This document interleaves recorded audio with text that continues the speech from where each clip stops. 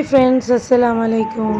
Welcome back to my channel. First time இந்த சேனலை பார்க்குறீங்கன்னா சப்ஸ்கிரைப் பண்ணிக்கோங்க. வாங்க வீடியோக்குள்ளே போகலாம். நிறைய பேர் இந்த சேனலுக்கு சப்போர்ட் பண்ணி ரொம்பவுமே தேங்க்ஸ். வெயிட் லாஸுக்கு ரொம்பவுமே யூஸ்ஃபுல் ஆகிற ராகி தோசை தான் பார்க்க போகிறோம். இது எப்படி என்னோடய ஸ்டைலில் செய்கிறதுன்னு பார்க்கலாம்.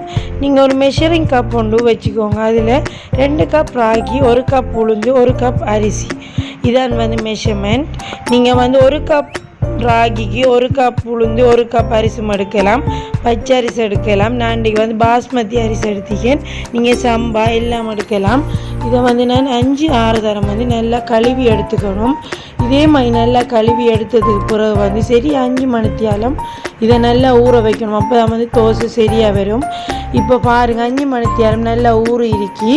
இந்த டைமில் நம்ம இதை எடுத்து நல்லா பிளெண்ட் பண்ணி எடுத்துக்கலாம். நீங்கள் கிரைண்டர் இருந்தால் அதை யூஸ் பண்ணிக்கோங்க. நான் இன்றைக்கி பிளெண்டர் தான் இருக்கி.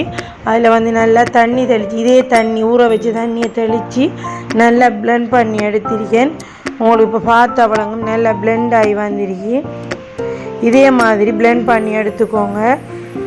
அரிசி உங்களுக்கு கையில் படப்பட இந்த அளவுக்கு இருக்கணும்.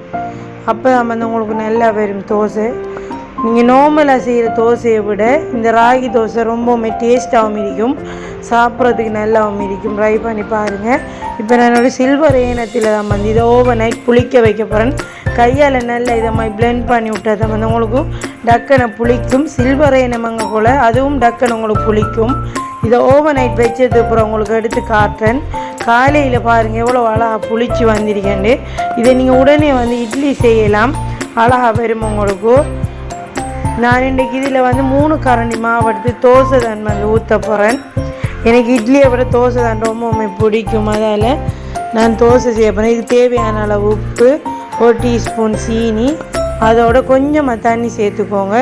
சேர்த்து தோசை பார்த்துக்கு அழகாக கரைச்சி எடுத்துக்கோங்க. இதே மாதிரி கரைச்சி எடுத்ததுக்கு பிறகு நாம் தோசை ஊற்றலாம்.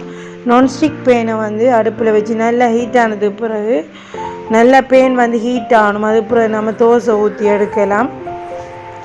இது உண்மையிலே செய்கிறது ஈஸி. நீங்கள் இது புளிக்க வைக்காமல் கூட இந்த மாவை உடனே நீங்கள் இன்ஸ்டண்ட்டாக கூட செய்யலாம். அதுவும் டேஸ்ட் நல்லா தண்ணி இருக்கும். கட்டாயம் இதை ட்ரை பண்ணி பாருங்கள்.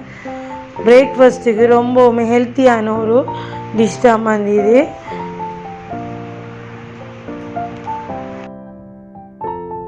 உங்களுக்கு இந்த வீடியோ ரொம்பவுமே யூஸ்ஃபுல்லாக இருக்குமென்னு சொல்லி நம்புகிறேன். வீடியோ பிடிச்சிருந்தால் லைக் பண்ணுங்கள், மறக்காமல் சப்ஸ்கிரைப் பண்ணிக்கோங்க. ரொம்பவுமே ஹெல்ப்ஃபுல்லாக இருக்கும்.